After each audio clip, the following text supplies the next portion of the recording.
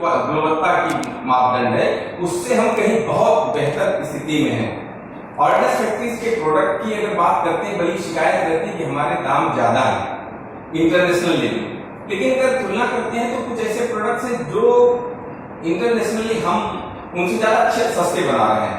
और एक लंबी लिस्ट है ऑर्डिनेंस फैक्ट्री बोर्ड के पास, वो बता सकती है, जैसे AK 630M नेवल गन है, 84mm RLMK3 गन है, 84mm एमुनिशन है, BMCS है, 125mm FSA PDS एमुनिशन है। माननीय प्रधानमंत्री जी से बार बार कहते हैं मेक इन इंडिया के नाम पर स्वदेशीकरण किया जाए। ऑर्डिनेंस फैक्ट्रीज का जो स्वदेशीकरण का मामला है, उसमें हम सिर्फ 10% पूरे जितने भी हम इक्विपमेंट्स बना रहे हैं, सिर्फ 10% इंपोर्टेड है, 90% जो है हमारा स्वदेशी है। और एमुनिशन के मामले में जो इंपोर्ट हमारा है वो सिर्फ 3% है, 97% हमारा स्वदेशी है। R&D एक्टिविटीज की अगर बात करते हैं, हमको बार बार पूछा जाता है कि हम R&D क्यों नहीं करते हैं। R&D का काम हमको 2006 में दिया गया, और अभी की तारीख में अगर हम कह सकते हैं कि 23% जो है टर्नओवर हमारा OFD के जो प्रोडक्ट्स हैं उसका टोटल का 23% हमारा इन हाउस है। धनुष के बारे में आप जानते हैं, सारंग के बारे में जानते हैं, तिरछी असम राइफल का देख रहे हैं, कवच MOD सेकंड है। लेकिन एक चीज मेरे मन में आता है, मैं पूछूं आपसे सर, DRDO का जो बजट है 19,400 करोड़ रुपए का बजट है इस साल का। अगर ये R&D नहीं करेगा तो हम R&D क्यों करेंगे? जिसकी जिम्मेदारी है वो क्यों नहीं करता? अगर 12,60,000 इंडियन आर्म फोर्सेस हैं और रोज युद्ध नहीं हो रहा, तो क्या हमको होमगार्ड की जगह पे लगा दिया जाए? ये ठीक नहीं है सर। हमारी जिम्मेदारी है कि अगर हमको कोई प्रोडक्ट डेवलप करके मिला है तो हम उसके ऊपर ज्यादा ध्यान दें, और जो हमको टारगेट दिए गए हैं एकदम उसके ऊपर फोकस दें, उससे बिल्कुल भी हम अपना ध्यान विचलित न करें। कैपेसिटी ऑफ ऑर्डिनेंस फैक्ट्रीज की बात की गई है सर, और इसमें सर हमने माननीय मनोहर पर्रिकर जी के समय में 17,000 करोड़ का उत्पादन लक्ष्य हासिल किया। पिछले इस अभी जो बीता वर्ष गया है, यहाँ पर हमने सिर्फ 10,590 करोड़ का उत्पादन लक्ष्य हासिल किया, और इस साल जो टारगेट हमको मिला है वो सिर्फ 11,000 करोड़ का है।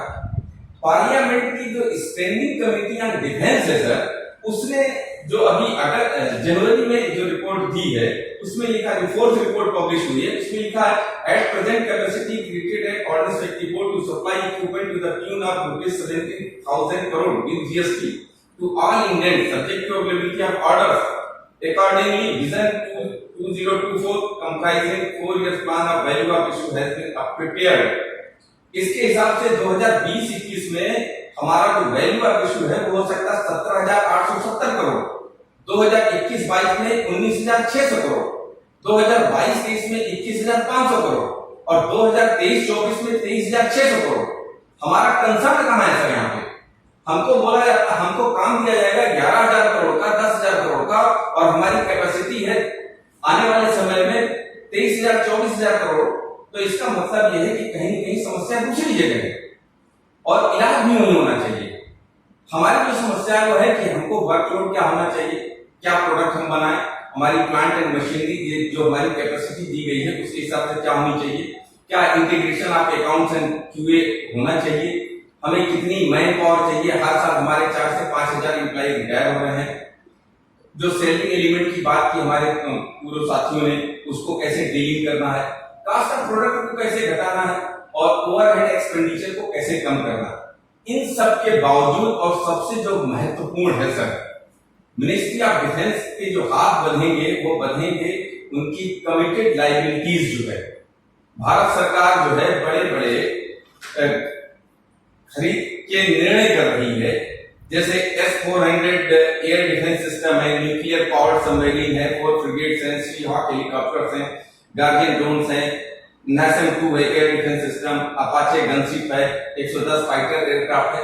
इनका पेमेंट करने के लिए सर पैसा नहीं होगा तो हमारी ऑर्डिनेंस फैक्ट्रियों को कहां से पैसा मिलेगा, हम कहां से काम करेंगे। और दूसरी जो बहुत चिंतनीय बात है कि चाइना के साथ अभी वार शुरू नहीं हुआ, एक भी गोली, एक रिलायंस डिफेंस के लिए एक इतना बड़ा क्वेश्चन मार्क खड़ा हो गया कि सारी आर्मी लग गई है फास्ट ट्रैक प्रोक्योरमेंट में। 500 करोड़ रुपए का प्रोक्योरमेंट आर्मी के डीजीज कर रहे हैं, इनके खरीदने के बाद हमारे लिए पैसा बचेगा क्या? हम कहां काम करेंगे?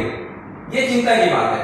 ये तो हमको जो बार बार कहा जा रहा, प्रधानमंत्री कह रहे हैं या दूसरे लोग टीवी पे कह रहे हैं, ये वार कन्वेंशनल वार नहीं है, इलेक्ट्रॉनिक वार है, और इसके साथ साथ में जो प्रोपेगेंडा वार है वो भी देखना है। और ऑर्डिनेंस फैक्ट्री प्रोपेगेंडा वार में फेल हो रही है। हमारे खिलाफ जानबूझ करके वातावरण बनाया जा रहा है कि हम काम नहीं करते हैं, हम नकारा लोग हैं।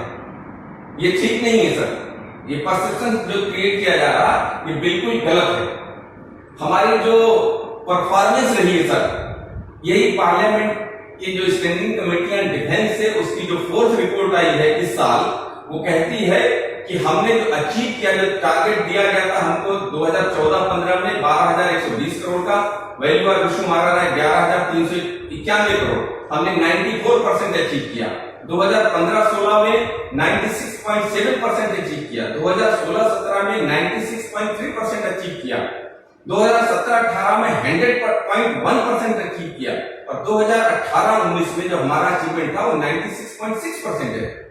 तो हमें ठीक करने की जरूरत है, हम मानते हैं, हमें इंफ्रास्ट्रक्चर करने की जरूरत है, लेकिन सुधार कहीं न कहीं और भी करने की जरूरत है सर।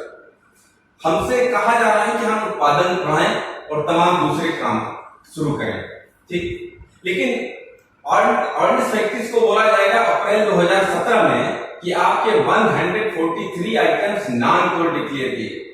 वो आइटम्स जिनको आर्मी को अब ऑर्डिनेंस फैक्ट्री से नहीं चाहिए वो नॉन कोर है, और अप्रैल 2017 में 143 आइटम की लिस्ट आ गई। नवंबर 2017 में 93 आइटम्स की लिस्ट आ गई। जनवरी 2018 में 39 आइटम्स की लिस्ट आ गई।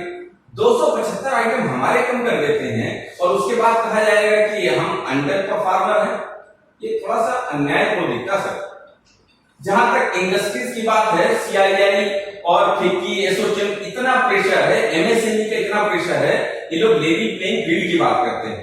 हम भी लेवल प्लेइंग फील्ड की बात कर लेते हैं। आपको प्राइवेट इंडस्ट्रीज को क्यों नहीं कहा गया कि वो reservation for SC, ST, OBC, ex serviceman, meritorious sportsman appointment में ऐसे लोगों को अपॉइंट करें, 50% लोग लगाएं, उनको वेंडर डेवलपमेंट का काम दें, उनको भी फायर रेट रखना जरूरी है।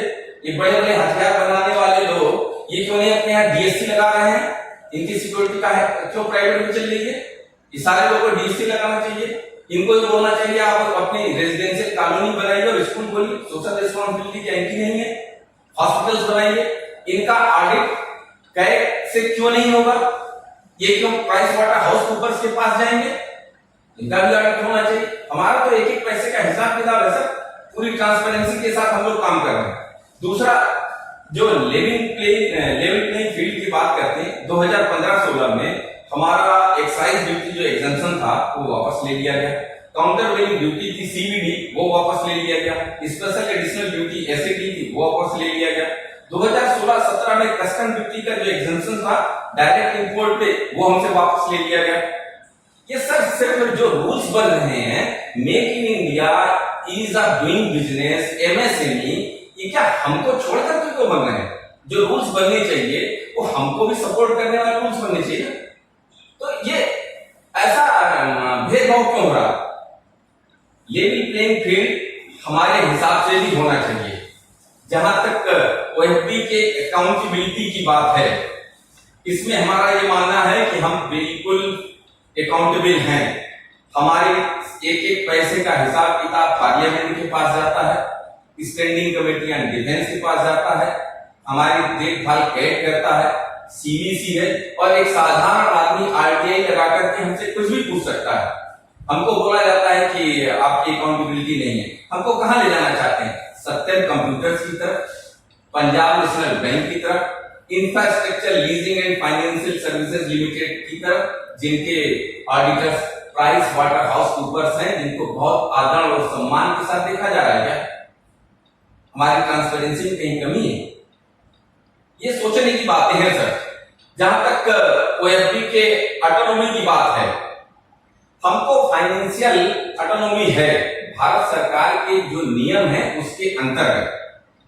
भारत सरकार एमएसएमई के लिए नियम बना सकती है, तो मेरा मानना है कि हमारे लिए सिर्फ ओएफबी के लिए नहीं, गवर्नमेंट ऑफ इंडिया के जितने भी जो प्रोडक्शन यूनिट्स हैं उनके फ्रेंडली रूल्स गवर्नमेंट बना दे, बशर्ते उनका जो स्टेटस है उसको चेंज करने की जरूरत नहीं हो।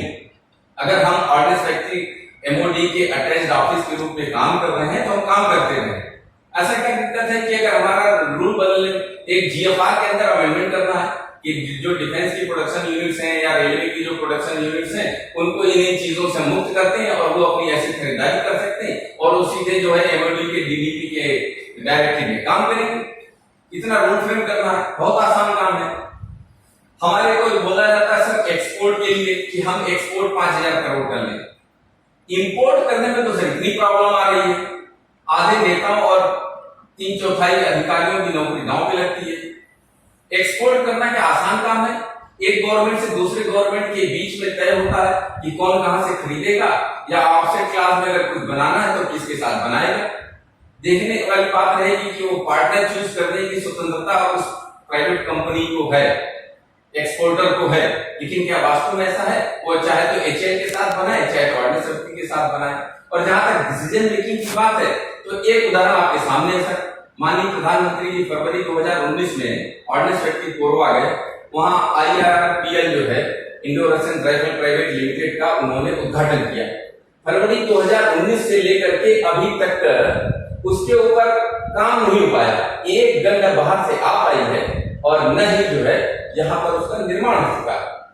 तो ये इन परिस्थितियों में अगर दूसरा कोई कहे कि ऑर्डिनेंस फैक्ट्री बोर्ड जो है गड़बड़ कर रहा, तो इसको सोचने की बात है।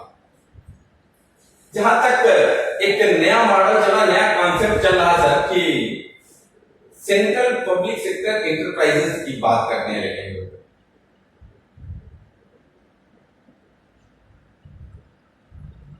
सेंट्रल पब्लिक सेक्टर एंटरप्राइजेस की बात करते हैं।